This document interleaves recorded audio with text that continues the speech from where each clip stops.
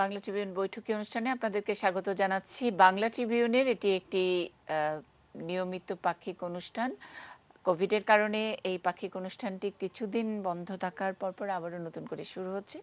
এটি নিউজের স্টুডিও থেকে এটি নিউজ এই অনুষ্ঠানটির সম্প্রচার সহযোগী। আপনারা যারা দেখছেন তারা বাংলা ট্রিবিউন অনলাইনে এই অনুষ্ঠানটি সরাসরি দেখতে পাচ্ছেন লগ ইন করে, এবং কোনো প্রশ্ন থাকলে নিশ্চয়ই আপনারা সেখানে সরাসরি আপনাদের প্রশ্ন রাখতে পারেন। আপনাদের পার্টিসিপেশনও এই বৈঠকিতে আমন্ত্রিত, আমরা আপনাদেরকে আমন্ত্রণ জানাচ্ছি। আর এছাড়া যারা সরাসরি ফোনে যুক্ত হতে চান 01730305-630 থেকে 31 পর্যন্ত এই দুটি নম্বরে আপনারা সরাসরি অংশ নিতে পারেন। অংশ নেওয়ার কথাটাই আজকে শুরুতে বললাম এই কারণে যে বিষয়টি আপনাদের সকলেরই একটা চিন্তার কারণ হয়েছে, দুশ্চিন্তার কারণ হয়েছে, সেটি স্কুল কলেজ এবং কবে খুলবে, কিভাবে ক্লাস চলবে।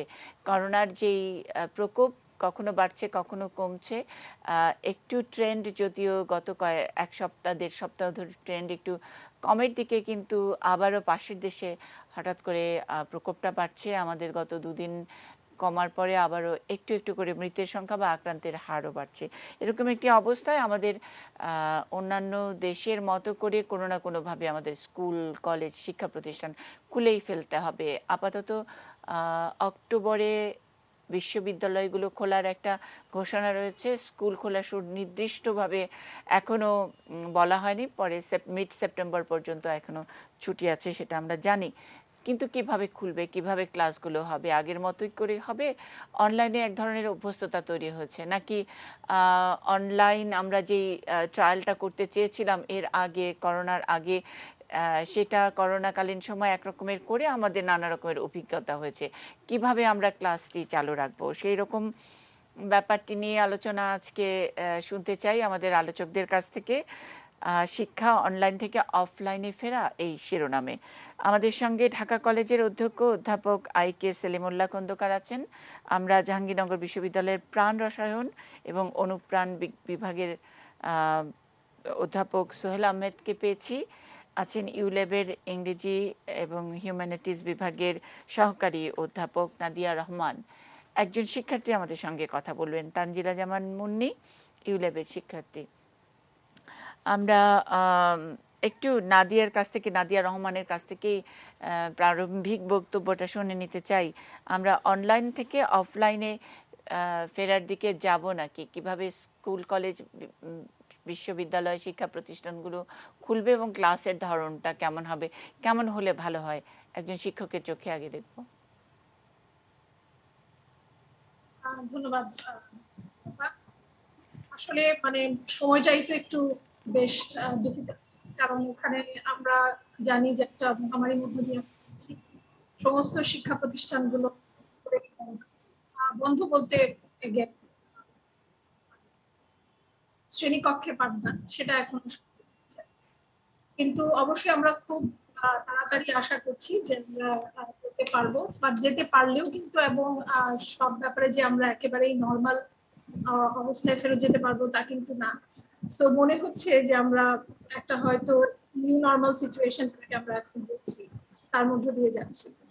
এখন এই অনলাইন ক্লাসটা খুব বেশি আসলে তো সুবিধাজনক প্রথমে ছিল না।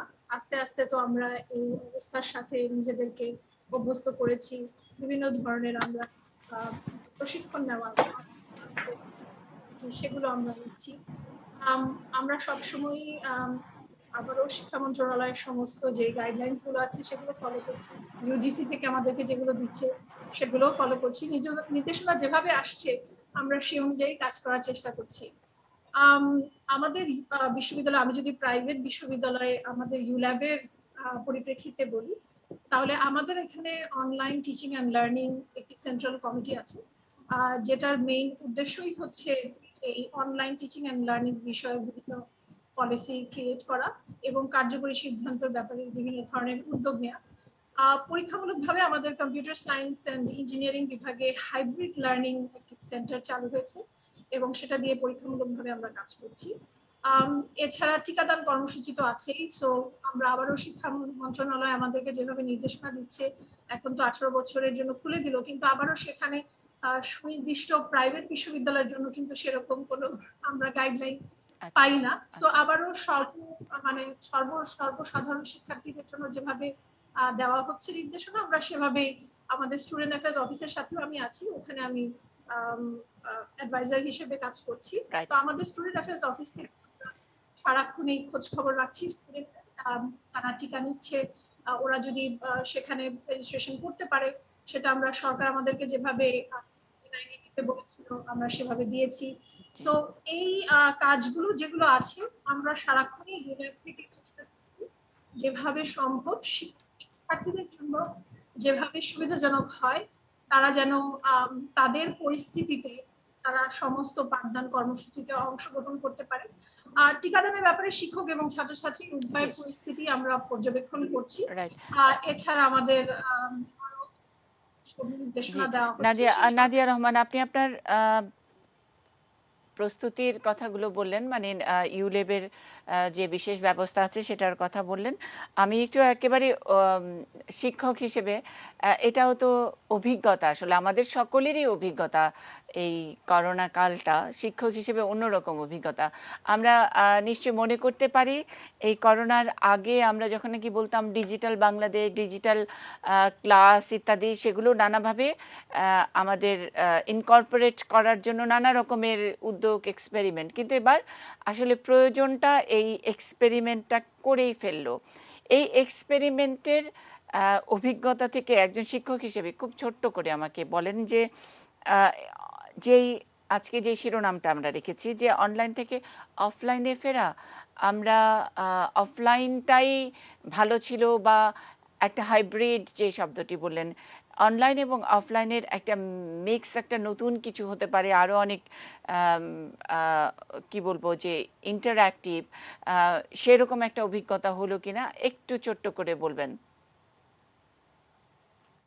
এই ব্যাপারে বলতে গেলে আসলে প্রথমে তো আগে যেটা বলেছিলাম যে ব্যাপারটা খুব একটা বেশি সুবিধাজনক ছিল না, কিন্তু আমরা এখন যেহেতু অনলাইনে আমরা ইউল্যাবে একদিনের জন্য কার্যক্রমটা স্থগিত করেছি, তো আমরা চেষ্টা করেছি আমাদের যে লার্নিং ম্যানেজমেন্ট সিস্টেম আছে গুগল এবং গুগল ক্লাসরুমের মাধ্যমে, সেটার মাধ্যমে আমরা করছি। অবশ্যই এই ব্যাপারে যখন আমরা ক্লাস নেই শিক্ষক হিসেবে যে আমাদের কমিউনিকেশন পর্যায়ে স্টুডেন্টদের সাথে যে ইন্টারাকশনের ব্যাপারগুলো, সেগুলো তো অনেক ক্ষেত্রেই কম্প্রোমাইজড হয়। আমরা যেটা করি বিভিন্ন ধরনের ট্রেনিং, আমরা একটা আমাদের আমাদের একটা কার্যক্রম আছে, সেটার মাধ্যমে আমরা ভিডিও করে করে আমরাই শুধু ইউল্যাবের শিক্ষক না, এর বাইরে যারা শিক্ষক আছেন তাদের সবার কাছে আমরা এটা স্প্রেড করার চেষ্টা করছি। তো আমরা আমাদের অনলাইন ট্রেনিং আছে সেটা দিয়ে আমরা অবশ্যই শিক্ষা কার্যক্রমটা চেষ্টা করছি কিভাবে স্টুডেন্টদের জন্য অনেক বেশি জিনিসটাকে ইজি করা যায়। এবং এখন যদি আমরা অফলাইনে যাই, আসলে সেটা তো অবশ্যই ক্লাসরুমে ফেরত যেতে তো সব শিক্ষকই চায়, যে আসলে শিক্ষার্থীদের সাথে যে একটা একসাথে বসে কথা বলা, আলোচনা, বুঝতে না পারলে স্টুডেন্টদের এক্সপ্রেশন দেখে আমরা বুঝতে পারি যে ওরা একটা জিনিস বুঝতে পারছে কিনা। হাতে কলমে শেখানোর অনেক ব্যাপার আছে যেগুলো আসলে আমরা এখন অনলাইনে ট্রান্সফার করতে বাধ্য হচ্ছি। তো সেগুলো আমরা চাচ্ছি যে সেটা আমাদেরকে আবারও হয়তো কন্টিনিউ করতে হবে, কারণ সমস্ত স্টুডেন্ট যে আসতে পারবে, ছাত্রছাত্রী সবাই যে ক্লাসরুমে ফেরত আসতে পারবে সেটাও কিন্তু না। এখানে অর্থনৈতিক ব্যাপারও সংযুক্ত, সুতরাং সব স্টুডেন্ট এখানে এসে ওদের যে থাকা খাওয়ার ব্যাপারটা, আগে তো ওরা নিজেরা টিউশনি করে নিজেদের পড়ার খরচ তারপরে থাকার খরচটা চালাতো, তো এখন তো সেই ব্যাপারটাও তাকে চিন্তা করতে হবে যে আমি যে ঢাকা শহরে আসবো, আমি এসে আমি কোথায় উঠবো। তাহলে সেই জন্য আমাদের কাছে মনে হয় যে আমরা যেহেতু স্টুডেন্টদেরকে একটা অভ্যস্ত করে ফেলেছি, এই কার্যক্রমটাই যদি কিছুটা হলেও চলতে থাকে, তাহলে যেসব স্টুডেন্টের আসলে যেসব ছাত্রছাত্রী ঢাকায় এসে থাকাটা সমস্যাজনক, তারা যেন এই ব্যাপারটা অ্যাটলিস্ট ওরা ওখান থেকে বসেও ক্লাসটা করতে পারে। তবে অবশ্যই এখানে তাহলে আপা যেটা হলো যে অনলাইন অফলাইনের একটা মাঝামাঝি পদ্ধতি হতে পারে, এটাও একটা ভালো এক্সপেরিমেন্ট হলো, যেটা আমরা হাইব্রিড বলছি। তানজিলা জামান মুন্নির কাছ থেকে একটু অভিজ্ঞতা শুনি। ভালো লাগে কি লাগে না, আবার ক্লাসে ফিরতে চাই, সেটা তো অন্য আনন্দ। সবার সঙ্গে খুনসুটি হবে, মজা হবে, দৌড়োদৌড়ি হবে, ক্লাসে যাওয়া, এক ক্লাস থেকে আরেক ক্লাসে ছোটা, সেটাও একটা মানে ফিজিক্যাল অ্যাক্টিভিটির একটা ব্যাপার। অনলাইনে ক্লাস করে কিছু কি কোনো সুবিধা হলো, মানে একটা নতুন কিছু কোনো ভাবনা হলো যে এভাবেও হতে পারে? তানজিলা জামান মুন্নি। ধন্যবাদ। হ্যাঁ, আসলে অনলাইনে যখন এসেছি সব থেকে বড় সুবিধা যেটা আমি বলবো, আমার বাসা থেকে আমার বিশ্ববিদ্যালয় অনেক দূরে ছিল, তো এটার জন্য আমার কি করতে হতো, অনেকটা সময় রাস্তায় চলে যেত, এবং বাংলাদেশের যে যানজটের ব্যাপারটা আছে সেটা তো অনেক প্রকট আকার ধারণ করে। তো সেটা দেখা যাচ্ছে এখন ওই সময়টা আমার লাগছে না, আমি অন্য কিছু করতে পারছি, মানে আমার প্রোডাক্টিভিটিটা বেড়ে গেছে। এবং অনলাইনে আরো যে জিনিসগুলো হচ্ছে যে আমরা নতুন করে শিখছি। ম্যাম বললো, আপনি বললেন যে ই লার্নিং এর কথাটা রাইট। বা ডিজিটাল বাংলাদেশের কথা, যেগুলো আমরা পড়ে এসেছি আইসিটি বই, তারপর আমরা বিভিন্ন প্যারাগ্রাফ লিখেছি এটা নিয়ে, কিন্তু আসলে সেটা যে আমরা এখন ওই যুগটায় চলে এসেছি, সেটা আর কি এখন এসে বুঝলাম যে আসলে ই লার্নিং আমি বাসা থেকে যে কোনো জায়গা থেকে ক্লাস করতে পারছি। আমার যে কোনো মানে কোনো সমস্যা হলেও আমার ক্লাসটা কিন্তু বন্ধ দিতে হচ্ছে না, এই ব্যাপারটা ভালো একটা দিক বলতে পারি। তাছাড়া দেখা যাচ্ছে যে আমার যে কোনো সমস্যার জন্য আগে যেমন হ্যাঁ আমি এই ক্লাস থেকে ওই ক্লাসে যাওয়ার একটা ব্যাপার ছিল, সেই জিনিসগুলো মিস করি। আমার এত সুন্দর একটা ক্যাম্পাস যেটা আমি এখন যেতে হুম হুম পারছি না, সেটা আমি অবশ্যই মিস করি। কিন্তু দেখা যাচ্ছে যে আমি এখন চাইলেই আমার শিক্ষকের সাথে যোগাযোগ করতে পারি, আমি চাইলেই তারা এখন আমাদের জন্য সবসময় ওপেন, আমি চাইলেই মেইল করে দিতে পারি একটা। ইভেন অনেক টিচাররা আছে যারা তাদেরকে কল করারও, যদি কোনো জরুরি অবস্থা থাকে কল করার অপশন রেখেছে, যে কোনো সমস্যা নেই কল করে দিই, তার সাথে আমি সরাসরি যোগাযোগ করতে পারছি, সমস্যার কথা বলতে পারছি। তো এই ব্যাপারটা আর কি আগে ছিল না, আগে তো ক্যাম্পাসেই যেতে হবে। হুম তারপর অ্যাসাইনমেন্ট সাবমিশন বা এক্সাম ব্যাপারটা, আমি যদি কোনো কারণে অসুস্থতা বা কোনো সমস্যার জন্য আজকে ক্লাস না করতে পারি, তাহলে দেখা যেত যে আমি হচ্ছে অ্যাসাইনমেন্টটাও সাবমিট করতে পারবো না। কিন্তু এখন আমি অনলাইনে করে দিচ্ছি, এখন আমি ওই ব্যাপারটা নিয়ে চিন্তা করতে হচ্ছে না। যেমন আমি নিজেই কোভিড পজিটিভ, তারপরেও আমি আমার ক্লাস কন্টিনিউ করতে পেরেছি, মিড টার্ম এক্সাম দিতে পেরেছি। অবশ্যই আমাকে তারা সেভাবে সাহায্য করেছে বলেই সম্ভব হয়েছে। এবং আমাদের ম্যাম যেমন বললো, অনেক ধরনেরই প্ল্যাটফর্ম আছে যেগুলো আমাদের পড়ালেখা ভালো করার জন্য সাহায্য করছে এবং আরো যাতে বেটার হয় সেটার ব্যবস্থা করছে। হুম। সব মিলিয়ে আসলে সবকিছু যে নিয়ে প্রথম মানে তানজিলা জামান মুন্নি খুব একটা হতাশ না, মানে কিছু হারালে কিছু পাওয়াও যায়। সেই পাওয়া এবং হারানো, এই দুটো যদি আমরা যোগ করি তাহলে লস বেশি নাকি লাভ বেশি, কোনটা বলবো?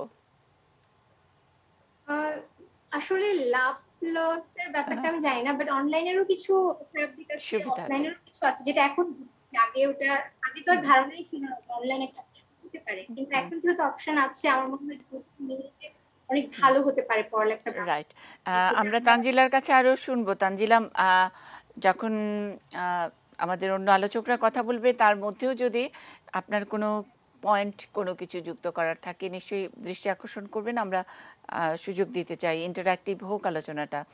আমি অধ্যাপক আই.কে. সেলিমুল্লাহ খন্দকারের কাছে যাই।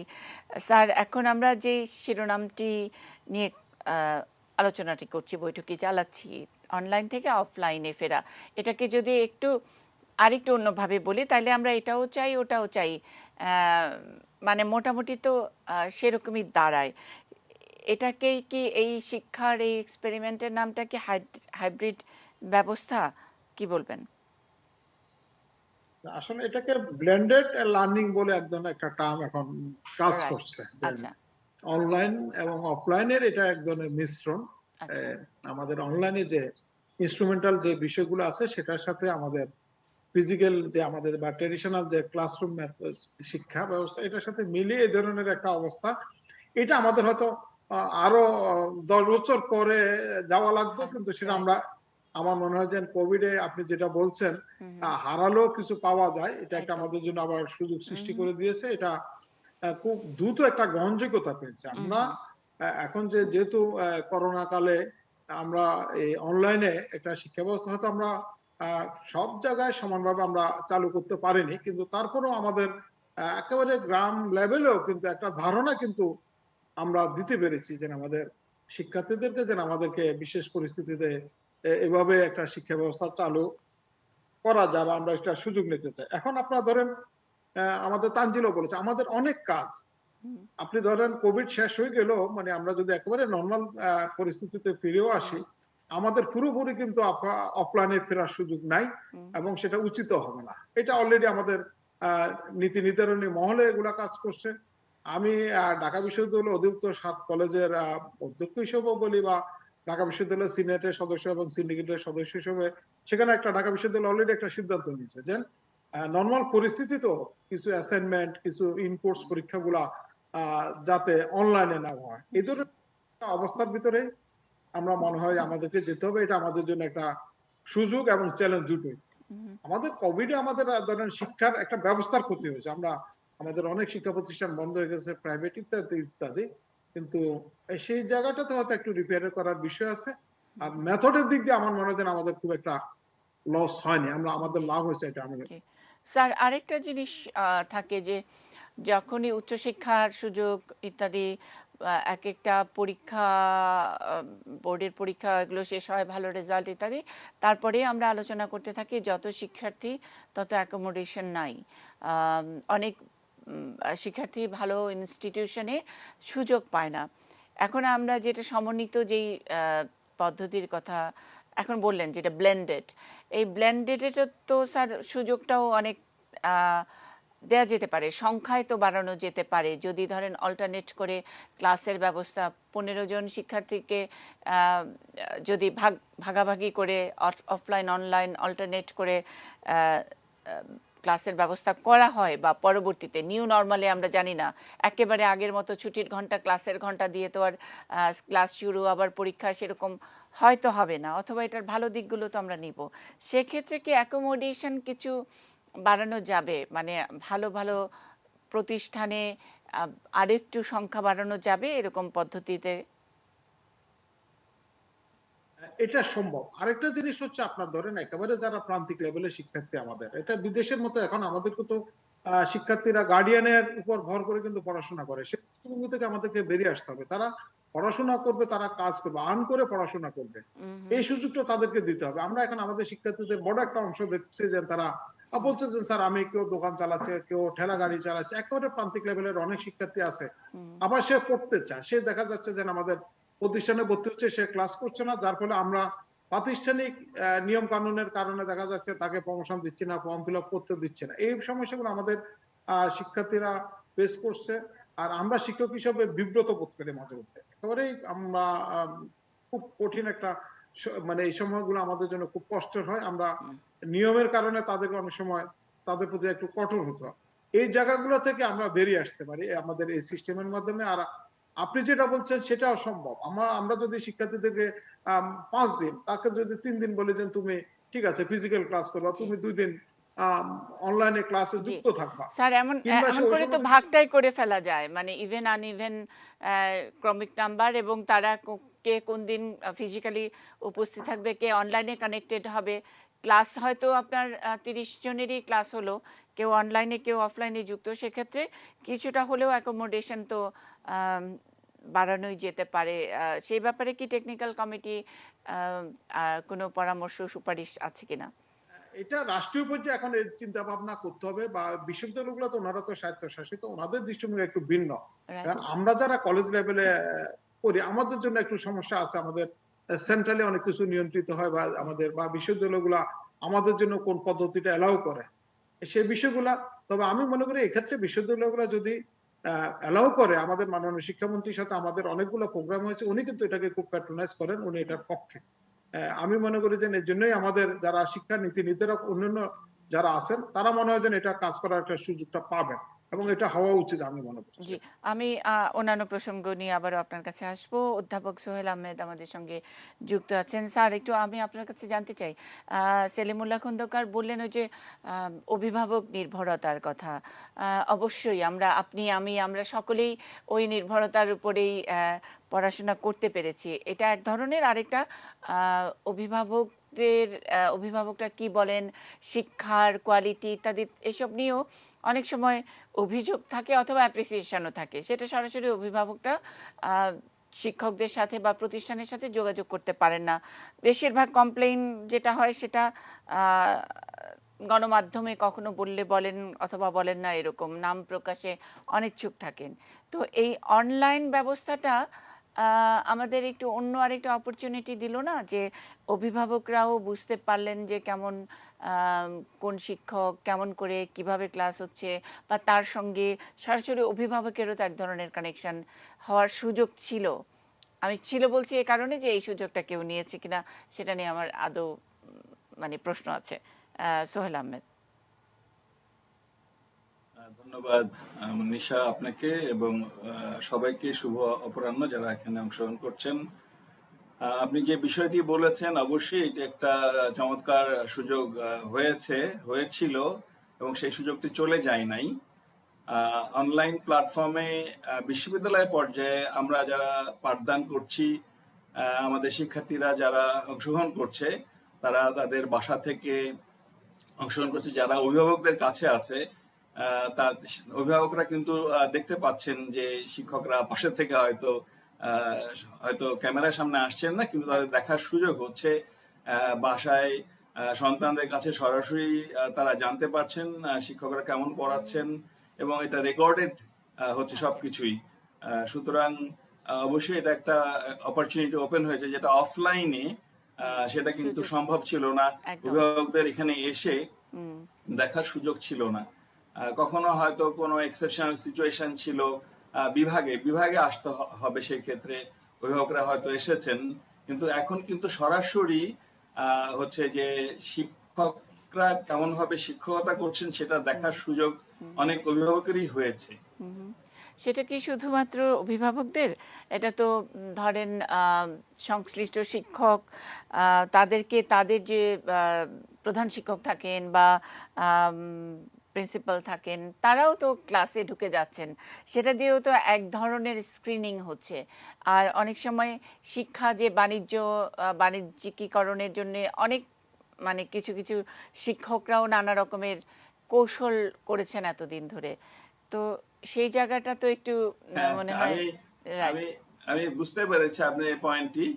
স্কুল পর্যায়ে বা কলেজ পর্যায়ে হচ্ছে যে আমি মনে করি প্রতিটি পর্যায়ে শিক্ষকদের কিন্তু ক্লাসে অনলাইনে উপস্থিত থাকতে হচ্ছে।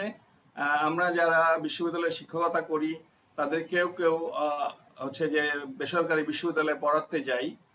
এখন কিন্তু হচ্ছে যে আমার যে সময় রুটিন আছে সেই সময় আমাকে কিন্তু ক্লাসটা নিতে হচ্ছে এবং রেকর্ড থাকছে। এবং ক্লাসে সরাসরি দায়বদ্ধতাও বেড়েছে এই পদ্ধতিতে। স্যার কোন প্রতিষ্ঠানে তো এরকম নিয়মই আছে যে আপনি ক্লাস নিচ্ছেন কিন্তু আপনার ক্লাসে আপনার বিশ্ববিদ্যালয় কর্তৃপক্ষ উনি মানে কর্তৃপক্ষের কেউ কনসার্ন তারা তো ঢুকে যেতে পারেন এবং তাদের কাছে ওই ক্লাসটাও জমা থাকছে নিশ্চয়ই। এটা হচ্ছে আমাদের যে আর্কাইভ আছে, আপনি জানেন জাহাঙ্গীরনগর বিশ্ববিদ্যালয়ের কথা বলি যে বিডিরেন বাংলাদেশ বিশ্ববিদ্যালয় মঞ্জুরি কমিশন একটি অনলাইন প্ল্যাটফর্ম তৈরি করেছে, খুবই চমৎকার। এবং আজকে এখানে আমি সুযোগ পেয়েছি আপনাকে অবগত করতে চাই, দেশবাসীকে অবগত করতে চাই, জাহাঙ্গীরনগর বিশ্ববিদ্যালয় অনলাইন বা ভার্চুয়াল প্ল্যাটফর্মে শিক্ষাদানে এবং ক্লাস অ্যাটেন্ডে সব দিক থেকেই পাবলিক বিশ্ববিদ্যালয়গুলোর মধ্যে শীর্ষে অবস্থান করছে। আপনি হয়তো সেটি জানেন। এবং এটি রেকর্ডগুলো কিন্তু থাকে, আমরা যে পরীক্ষা নেই, আমরা যে ক্লাস নেই, সবকিছুরই কিন্তু রেকর্ড আর্কাইভে থাকে। এবং আমাদের একটা আপনাকে জাহাঙ্গীরনগর বিশ্ববিদ্যালয় অর্ডিন্যান্সের কথা বলি, আমরা একটা ডিজাস্টার টাইম অর্ডিন্যান্স করেছি এবং সেটার কিছু রুলস আছে। এই রেকর্ডগুলো কিন্তু সংরক্ষণ করা হচ্ছে এবং স্কুল কলেজ যেমন প্রিন্সিপাল স্যাররা চাইলে ঢুকতে পারবেন। আমাদের এখানে হচ্ছে মাননীয় উপাচার্য চাইলে বা বিশ্ববিদ্যালয়ে আরো যারা প্রশাসনে আছেন, উপাচার্য শিক্ষা, প্রশাসন এবং কোষাধ্যক্ষ, তারা কিন্তু ঢুকতে পারবেন এখানে, তাদের সেই সুযোগ আছে চাইলে। জি স্যার আজকের বিষয়টা যেটা যে অনলাইন থেকে অফলাইনে ফেরা, আমরা একটা যদিও প্রশ্নবোধক রেখেছি, এই ফেরাটা কেমন ফেরা, একেবারে আগের মতো ফেরা নাকি যেই বিষয় নিয়ে এতক্ষণ ধরে সেলিমুল্লাহ খন্দকারের কথা শুনলাম, নাদিয়া বলছিলেন যে এই ফেরাটাও একটু নতুন হয়ে ফেরা, ঠিক আগের মতো নয়, নিউ নর্মালের ফেরা। আপনার অভিজ্ঞতা কি বলে, কি সাজেস্ট করেন? নিউ নরমালের কথা যেটা বলেছেন, আমরা আসলে অনেক আগেই ঢুকে গেছি এখানে। আমরা তো অনলাইনে শিক্ষাদান করতাম না, পাঠদান করতাম না। যখন থেকে আমরা এটা শুরু করেছি, জাহাঙ্গীরনগর বিশ্ববিদ্যালয়ে মাননীয় উপাচার্য অধ্যাপক ডক্টর ফারজানা ইসলাম উনি প্রশাসনিকভাবে সিদ্ধান্ত নিয়েছিলেন 12 জুলাই 2020 থেকে আমরা আসলে এই অনলাইন টিচিং প্রসেসে চলে যাই, এবং পরবর্তীতে আমরা একটি 45তম আবর্তনের পরীক্ষাও আমরা নিয়েছি খুবই সফলভাবে অনলাইনে, এবং আমরা একটা অর্ডিন্যান্সও করেছি। এখন হচ্ছে যে আমরা যে অনিশ্চিত পরিবেশের মধ্যে পড়ে গেছি, যে অনিশ্চয়তার মধ্যে, আপনি দেখেন গত বছর থেকে শুরু করে এখন পর্যন্ত কোভিড যে 19 মহামারী পরিস্থিতির মধ্যে পড়েছে, নিয়ন্ত্রণের মধ্যে কিন্তু এখনো আসে নাই। পরপর 2 সপ্তাহ যদি সংক্রমণের হার 5%-এর নিচে থাকে, তখন আমরা বলতে পারবো যে নিয়ন্ত্রণের মধ্যে আমরা এসেছি। আমরা গত বছর থেকে এখন আমরা চিন্তা করছি আসলে বাজারঘাট হচ্ছে, কলকারখানা চলছে, অফিসও চলছে, শিক্ষা প্রতিষ্ঠান কেন বন্ধ, এটা সবার প্রশ্ন। কিন্তু আমরা তো আসলে এটা শখ করে করি নাই। আমরা চাই না আমাদের সন্তানতুল্য শিক্ষার্থীরা ক্ষতিগ্রস্ত হোক, তার পরিবার ক্ষতিগ্রস্ত হোক। জাহাঙ্গীরনগর বিশ্ববিদ্যালয় অন্য সব যে পাবলিক বিশ্ববিদ্যালয় থেকে আলাদা। আপনি জানেন যে এটি আবাসিক বিশ্ববিদ্যালয়। এই বিশ্ববিদ্যালয়ে শিক্ষার্থীর সংখ্যা 15,330 জন, এবং এখানে 8টা নারী শিক্ষার্থীদের হল আছে, আবাসিক হল, পুরুষ শিক্ষার্থীদের 8টি আবাসিক হল আছে। আমাদের আরো 6টি হল হচ্ছে। তো আমরা ধরেন হচ্ছে যে বিশ্ববিদ্যালয় মঞ্জুরি কমিশন আমাদেরকে, এটা শিক্ষা মন্ত্রণালয় থেকেই দেওয়া হয়েছে যে বিশ্ববিদ্যালয় খুলে গেলে আমরা কিভাবে অ্যাডজাস্ট করব, সমন্বয় করব। প্রায় 1.5 বছর সময় ধরে ধরেন বিশ্ববিদ্যালয় হলগুলো বন্ধ হয়েছিল। তো আমরা যেটা হচ্ছে যে স্বাস্থ্য সুরক্ষার জন্য আমরা কিছু সিভিল ওয়ার্কস 16টা হলেই চলছে এখন জাহাঙ্গীরনগর বিশ্ববিদ্যালয়ে, এবং আমরা ধরেন যে বিশ্ববিদ্যালয় খুললে শিক্ষার্থীদের জন্য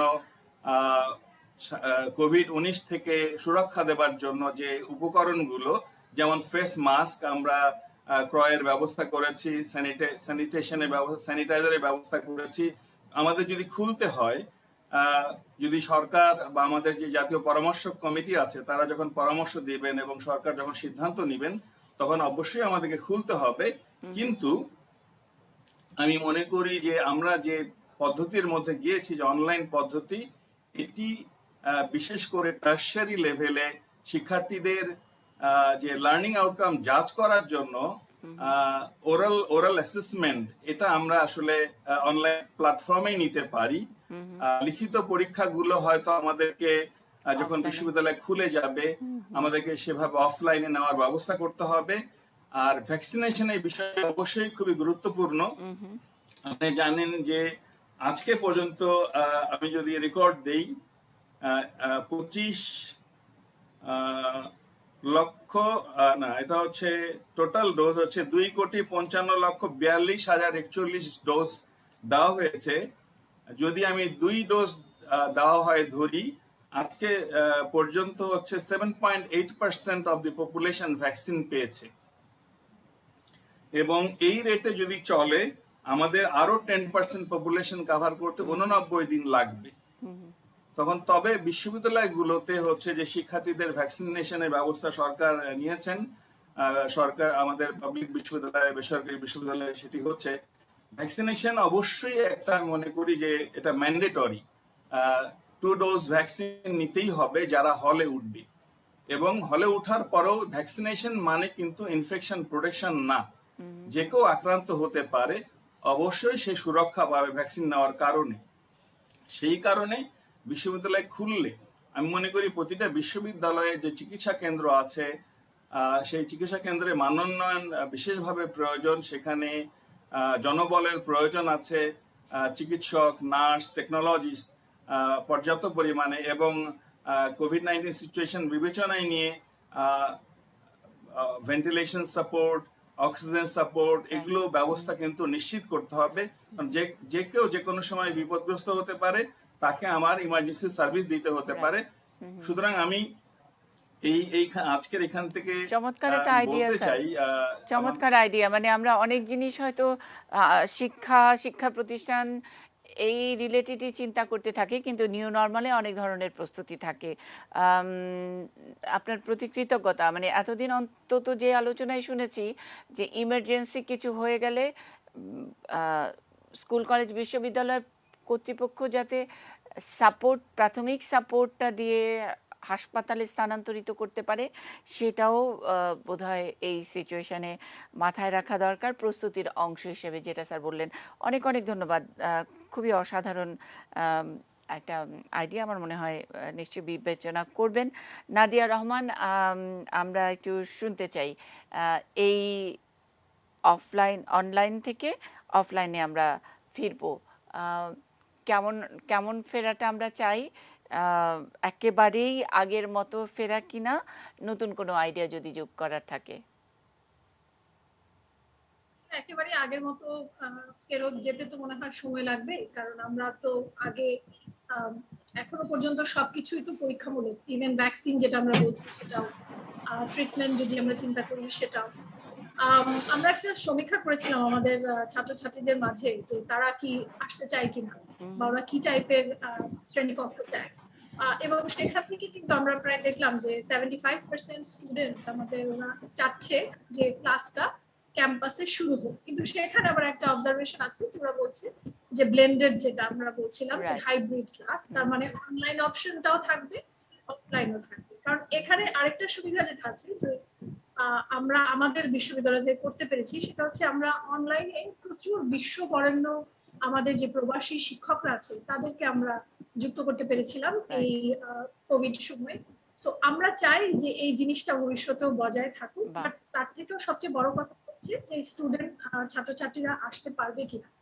তো সেই হিসেবে আমাদের আরেকটা যেটা সোহেল স্যারও বললেন, আমরা আমাদের একজন পূর্ণ সময়ের একজন আমাদের মেডিকেল অফিসার আছেন, তো আমরা চেষ্টা করব যে আমাদের যত ইমার্জেন্সিস গুলো থাকে, যেটা বলছিলেন যে একটা আমরা অলরেডি কোভিড হেল্প ডেস্ক করেছি, তো আমার মনে হয় যে এখানে প্রত্যেকটা বিশ্ববিদ্যালয়ে আলাদা করে যে চিকিৎসার একটা প্রাথমিক চিকিৎসার যে একটা যেন একটা সুবিধা আমরা ক্রিয়েট করতে পারি। তো আমার ধারণা যে ইউনিভার্সিটি গুলো, স্পেশালি প্রাইভেট ইউনিভার্সিটি গুলোর মধ্যে এই ধরনের মেডিকেল সেন্টার তো আছেই, বাট সেগুলোকে আমার মনে হয় যে আরো বেশি একটু আধুনিকায়ন করতে হবে, যেখানে আসলে স্টুডেন্টদেরকে এই গুলো দেওয়া যায়। আসলে মেইন জিনিস আমার কাছে যেটা মনে হয়, এটার জন্য কি কোনো মানে শিক্ষকদের বা স্টাফ যারা, তাদের আরেকটু কোনো বিশেষ ট্রেনিং দরকার আছে হাইব্রিডের জন্য? ট্রেনিং কিন্তু করছি। আমাদের যেমন কিছু সেন্টার আছে যেগুলো একেবারেই এগুলোর জন্য স্পেশালাইজ। তো আমরা কিন্তু ইভেন এখনো প্রতি সপ্তাহে আমাদের সমস্ত টিচারদেরকে কিন্তু অনলাইন অ্যাসেসমেন্টের উপরে এবং অনলাইন ক্লাসের উপরে ট্রেনিং দেওয়া হয়। আমাদের যেটা আগেই বলছিলাম যে আমাদের তো মুডল আছেই সেই 2004 সাল থেকে, কিন্তু এরপরে আমরা আসলে যে অন্য সবকিছু শিখলাম সেগুলো কিন্তু নিত্য নতুন অনেক কিছু অ্যাড হচ্ছে। ইভেন আপনি যখন গুগল ক্লাসরুমে ঢুকবেন, দেখা যায় 4-5 মাস পরপরই ওরা ফিচার চেঞ্জ করে, তো ওটাতেও কিন্তু একটা অভ্যস্ততা আসতে হয়, এবং তখন কিন্তু আবার নতুন করে সমস্ত টিচারদেরকে শেখাতে হয়, সমস্ত ছাত্রছাত্রীদেরকে শেখাতে হয়। তো আমার মনে হয় যে এখানে শিক্ষক এবং ছাত্রছাত্রী সবারই একটা সমান দায়িত্ব আছে।